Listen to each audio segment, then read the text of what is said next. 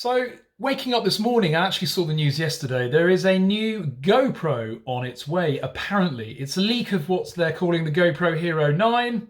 Makes sense, natural progression from the Hero 8, I guess. Good old GoPro for being daring and exploratory of their branding, but it's going to be quite interesting, although it just quite honestly looks like it's going to be a rip-off of the Osmo Action from DJI, which set the new standard with this new colour front screen. So at the moment, the leaks from Tech Radar at least are suggesting that this new model will have a colour front screen. Now, where have we seen that before? Let me think. The Osmo Action!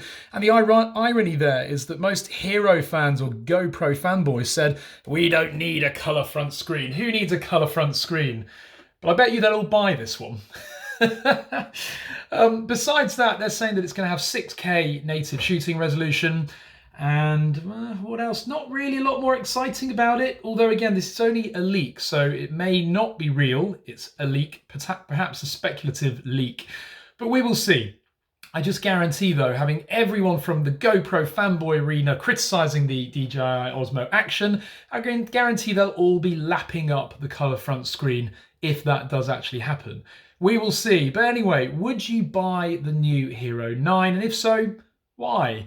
Also, I took the Osmo Action out yesterday and used it in a way that I've never used it before. I think you'll be very interested. That video is coming to the main DroningON channel, possibly tonight, so watch this space.